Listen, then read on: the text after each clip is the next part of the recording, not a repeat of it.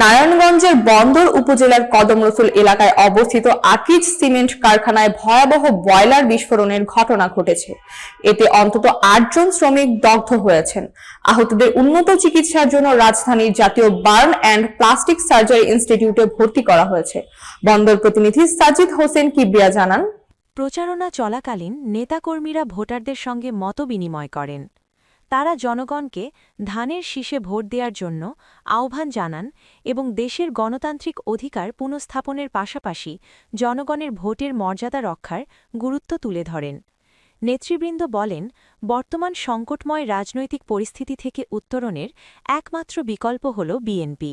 তাই সকলকে ঐক্যবদ্ধ হয়ে ধানের শীষের পক্ষে কাজ করতে হবে। উক্ত প্রচারণা কর্মসূচিতে উপস্থিত ছিলেন টেকনাফ পৌর বিএনপি ২ নং ওয়ার্ড শাখার সভাপতি আবুল হাশেম মাঝি, সাধারণ সম্পাদক সৈয়দ আমিন, সাংগঠনিক সম্পাদক হোসেন আহমদ, অর্থ সম্পাদক আব্দুল আমিন।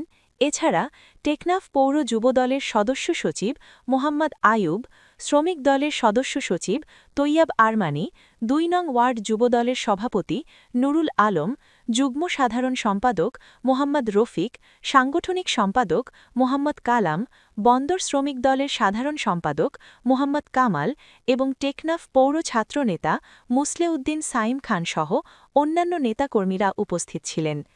প্রচারণা কর্মসূচিতে নেতৃবৃন্দের বক্তব্যে উঠে আসে আগামী নির্বাচনকে জনগণের অধিকার পুনঃস্থাপনের মঞ্চ হিসেবে ব্যবহার করতে হবে।